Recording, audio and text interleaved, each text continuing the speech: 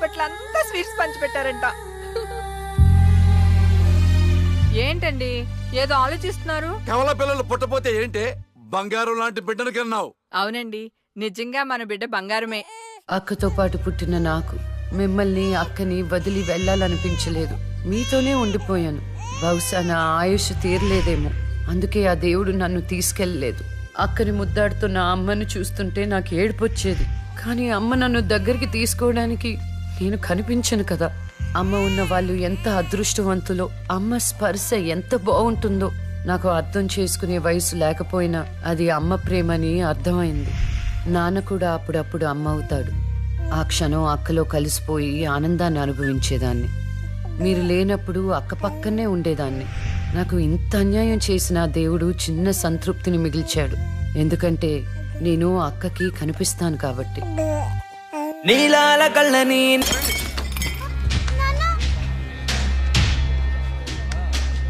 ఒకరోజు కోర్టులో నాన్నకి జరిగిన చిన్న అవమానానికి అక్కలో ఉన్న నేను జడ్జ్ అవ్వాలని నిర్ణయించుకున్నాం. అక్క ఎక్కడున్నా నేను అక్కతో పాటే ఉండేదాన్ని. నేను తనకి కనిపిస్తానన్న విషయం అమ్మా నాన్నలతో చెప్పకూడదని ఇద్దరం ప్రామిస్ చేసుకున్నాం. ఎందుకంటే నన్ను పంపించేస్తారేమోనన్న భయం. అలా 7 సంవత్సరాల పాటు అక్క నేను కలిసి పెరిగాం. అమ్మా నాన్నల ప్రేమ నేను కూడా అక్కలాగే పొందాను. ఒకరోజు అక్కకి జ్వరం వస్తే డాక్టర్ దగ్గరికి వెళ్ళాం. పాపకి టాబ్లెట్లు వాడండి. చాలా సంతోషం డాక్టర్ గారు, వస్తాం.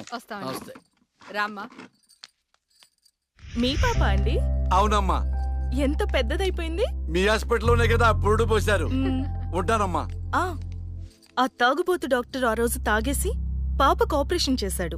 పాపం ఆ పాప నరం కట్టయి చనిపోయింది. లేకపోతే ఆ పాపకి కవల చెల్లుండేది. ఇన్నాళ్ళు నాకు అన్యాయం చేసింది దేవుడు అనుకున్నాను, కాదు ఒక డాక్టర్. పాపా, నువ్వు ఈ టాబ్లెట్లు వేసుకుంటే అన్నీ తగ్గిపోతాయి నా బంగారం. కాదు నాన్న, యొక్క టాబ్లెట్ నాన్న, ప్లీజ్ నాన్న.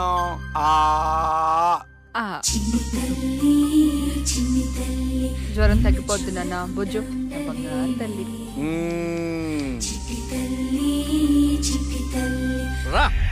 మీకు దండం పెడతాను. ఇక నా దగ్గర పని చేయాలంటే నాతో బోని కొట్టించుకోవాలా? Come on darling.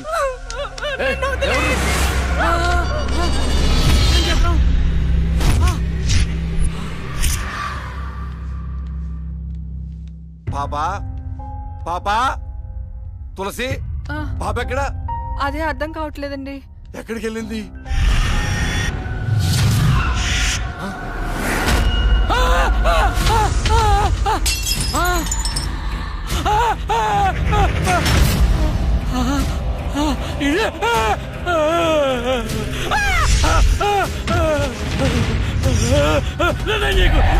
నీ దండం పెడతా.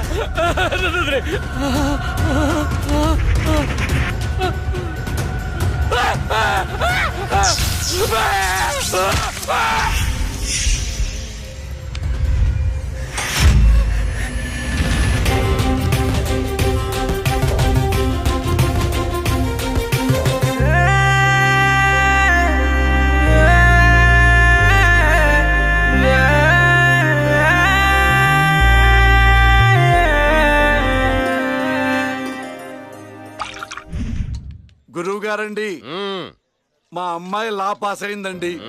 ఇక నుండి మా అమ్మాయి పేరు లక్ష్మి కాదండి, లాయర్ లక్ష్మి. పర్వాలేదా? కోర్టు ముందు టీ అమ్ముతునే కూతుర్ని లాయర్ని చేశావు. Very good. ఇంతగా అమ్మాయి ఎక్కడా? లక్ష్మి,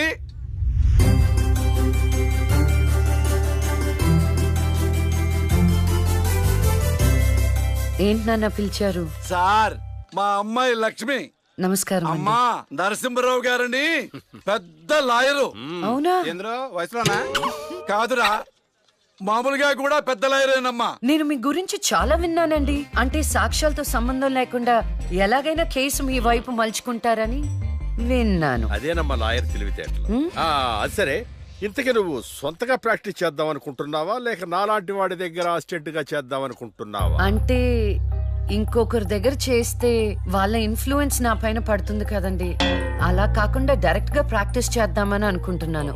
నేను నాలా ఉండాలని. గుడ్. వాయిస్ దేముంది సార్, మనుషులు అందరి దగ్గర ఉంటుంది.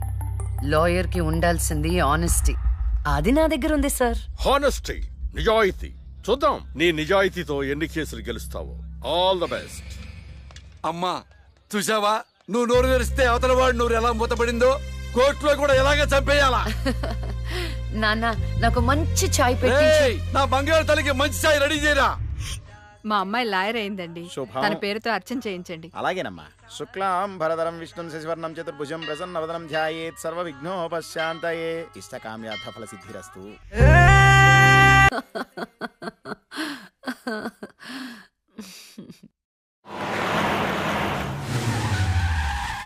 అక్క లాయర్ కన్నా జడ్జ్ గానే సూట్ అవుతుంది. చిన్నప్పటి నుంచి పార్షాలిటీ లేకుండా ఏది న్యాయమో ఏది అన్యాయమో తెగేసి చెప్పేది.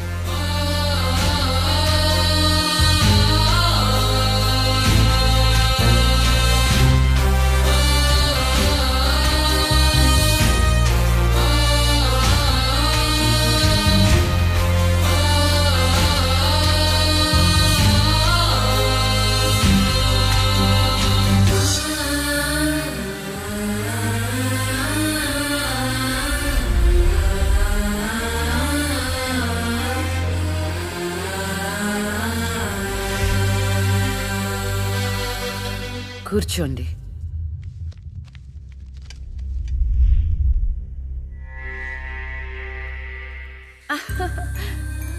All the best. Proceed. Your honour, ఈ బోనులో ఉన్న రాజీవ్ అనే యువకుడు స్వయానా ఎమ్మెల్యే గారి ముద్దుల కొడుకు. వాళ్ళ నాన్నగారు అధికారంలో ఉన్నారన్న అహంకారంతో నడి రోడ్డు మీద ఒక యువతిని అందరూ చూస్తుండగానే తన కారులోకి లాగి మానభంగం చేశాడు. అంతేకాదు యువర్ ఆనర్, అదే కారుతో ఆ అమ్మాయిని గుద్ది చంపేశాడు యువర్ ఆనర్. ఈ ఘటన జరిగి 4 సంవత్సరాలు అవుతుంది. ఈ రాజీవే హంతకుడని అందరికీ తెలుసు, కానీ ఇంతవరకు నిందితుడికి శిక్ష పడలేదు your honour. Objection your honour. Objection sustained. Thank you. ఈ పేపర్లో టీవీల్లో వచ్చిన వార్తల ఆధారంగా శిక్షిస్తూ పోతే జైళ్లు నిండేవి యువర్ ఆనర్. ఈయన క్లయింట్ ఎమ్మెల్యే గారి కొడుకు అవటం వలన అతన్ని రాజకీయంగా దెబ్బ కొట్టాలనే ఉద్దేశంతో ఈ ప్రతిపక్షాలన్నీ ఏకమై ఈ ఛానళ్ల వాళ్ళతో కలిసి పనిన కుట్ర మాత్రమే ఇది. ఈ రాజీవ్కి చనిపోయిన అమ్మాయికి ఎలాంటి సంబంధమూ లేదని తమరికి విన్నవించుకుంటూ అతన్ని నిర్దోషిగా భావిస్తారని ఆశిస్తున్నారు. That's all your honour. Objection your honour. ఇలాంటి వాళ్ళకి శిక్ష పడకపోతే ఎంతో మంది అమ్మాయిలు బలైపోతూనే ఉంటారు. నేను ఇదివరకు ఎన్నో సాక్ష్యాలను కోర్టులో ప్రవేశపెట్టడం జరిగింది యువర్ ఆనర్. దయచేసి మానవతా దృక్పథంతో ఆలోచించి జడ్జిమెంట్ ఇవ్వండి.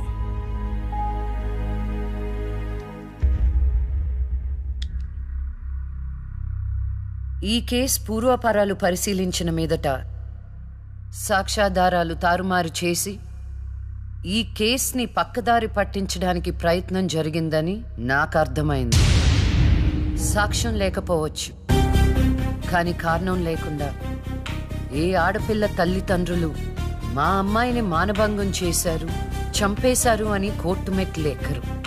కానీ ఈ తల్లిదండ్రులు 4 సంవత్సరాలుగా కోర్టు మెట్లు ఎక్కుతూనే ఉన్నారు. ఈ రోజు వరకు న్యాయం కోసం తిరిగి తిరిగి అలసిపోయిన వాళ్ళ కాళ్ళకి, నా తీర్పు కోసం ఎదురు చూస్తున్న వాళ్ళ కళ్ళకి విశ్రాంతి ఇవ్వాలని నిర్ణయించుకున్నాను. ఇక్కడున్న ప్రత్యక్ష సాక్ష్యాలను రాతపూర్వకంగా సాక్ష్యాధారాలని స్వీకరించండి.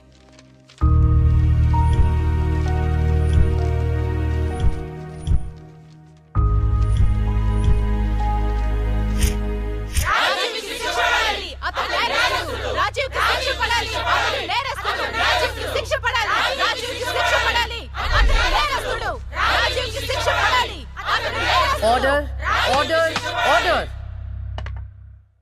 రాజీవ్ అనే ఈ ముద్దాయికి లైఫ్ ఎమెన్షన్ కఠిన కారాగార శిక్ష విధించడమైనది. Objection your honour. Objection overruled. The court is adjourned.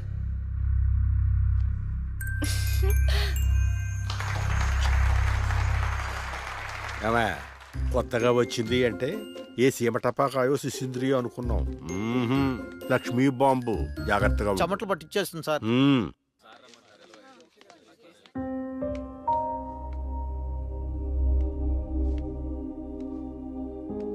Hello hello, అందరూ ఒకే దగ్గర ఉన్నారు. ఏంటి స్పెషల్?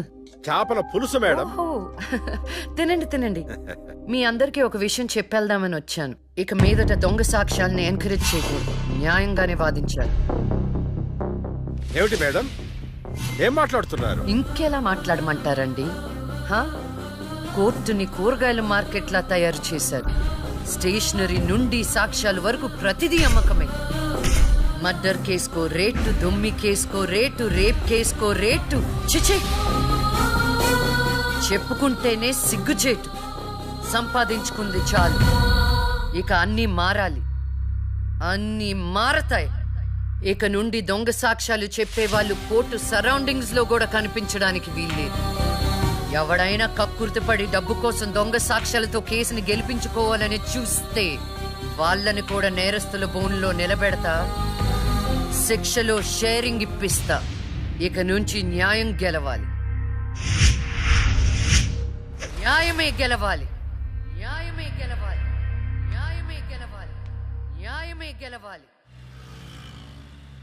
ప్రశాంతంగా ఉన్న అక్క జీవితంలో ఒకరోజు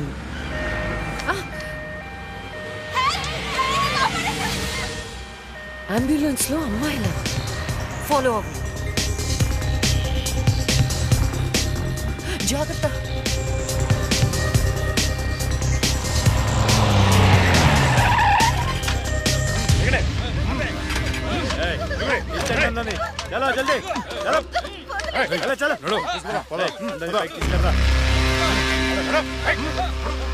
అంతా ఓకే అన్నా, తీసుకొచ్చా అందరినీ. ఏం ప్రాబ్లం రాలేదు కదా? అంబులెన్స్ లో అమ్మాయిలు ఉంటారని ఎవరు గెస్ట్ చేస్తారన్నా? ఏయ్, వీళ్ళందరినీ ట్రక్ లో ఎక్కించండి. ఆ దుబాయ్ షేక్ గాడు ఒక్కడే ఫోన్లు. అసలు అది అరవకో. ఏంటే నువ్వు అరిస్తే రిప్లై ఇచ్చేవాడు ఇవ్వలేడు. ఇది నా ఏరియా. రేయ్, తీసుకెళ్ళండి రా అందరినీ.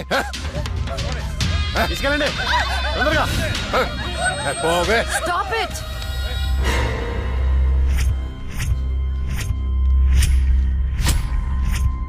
ఇవ్వచ్చువే నువ్వు. అది తర్వాత. హాస్పిటల్ కి వెళ్లాల్సిన బండి ఇక్కడికి వచ్చిందేంటి? ఏంటి పాప క్లారిఫికేషన్ కావాలంట? రేయ్, ఇచ్చేయండి రా. అమ్మాయే కదా అని అలుసుగా చూస్తున్నారేమో. లక్ష్మి, జస్టిస్ లక్ష్మి ఆవేశపడి అటాక్లు చేశారో ఆక్సిజన్ ఆగిపోద్ది. Arrest him.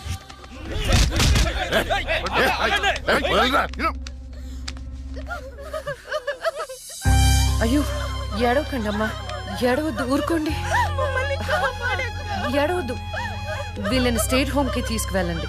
వీళ్ళ పేరెంట్స్ ఎవరో కనుక్కొని వాళ్ళకి అప్పచెప్పండి. నిన్న స్వామీజీ దగ్గరికి వెళ్తే టైం బాగుందన్నాడు. ఏంటి ఇలా జరుగుతుంది? అమ్మాయిల అక్రమ రవాణా కేసు మినిమం 10 సంవత్సరాలు శిక్ష పడుతుంది. నిన్ను శిక్ష ఎన్నేళ్లు పడుతుందని అడగట్లేదు. నన్ను శిక్ష నుంచి తప్పించగలవా అని అడుగుతున్నా. తప్పించడానికి అక్కడ ఉంది ఎవరు?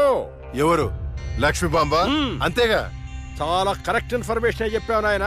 నా కేసు వాదిస్తే నువ్వెంత డబ్బు అడిగితే అంత ఇస్తాను. వాదిస్తాను, కానీ గెలుస్తావని నమ్మకం మాత్రం లేదు. కానీ నువ్వు గెలవాలి. నువ్వు గెలవాలి అంటే లక్ష్మి నీకు ఫేవర్ గా జడ్జిమెంట్ చెప్పాలి. ఇదే నేను నీకు ఇచ్చే సిన్సియర్ సజెషన్. వస్తా ఏమయ్యా, వస్తా.